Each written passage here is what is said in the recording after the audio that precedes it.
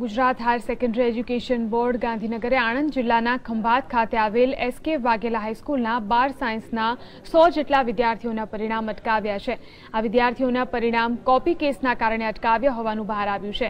Board દ્વારા દરેક કેન્દ્રના સીસીટીવીના ફૂટેજ મંગાવી ચેક કરવામાં આવ્યા, જેમાં કોપી કરતા શંકાસ્પદ દેખાતા વિદ્યાર્થીઓ અને ખંડ નિરીક્ષકની બેદરકારી ઉજાગર થતા બોર્ડ દ્વારા તેઓને રૂબરૂ બોલાવી તેઓને સીસીટીવી ફૂટેજ બતાવવામાં આવ્યા। ત્યારબાદ ગુનેગાર શિક્ષકોને નોટિસ આપવામાં આવી અને કોપી કેસના વિદ્યાર્થીઓનું પરિણામ અટકાવવામાં આવ્યું છે।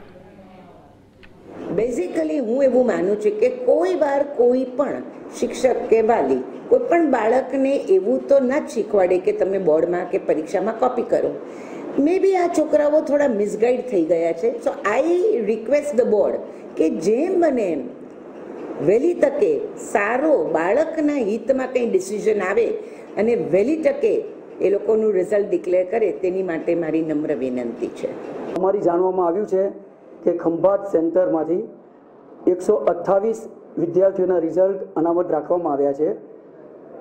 આમાં ચોરી કરનારની સાથે નિર્દોષોના પણ રિઝલ્ટ અનામત રાખવામાં આવ્યા છે, જે ખરેખર અમારા માટે પણ ખૂબ ચિંતાનો વિષય છે।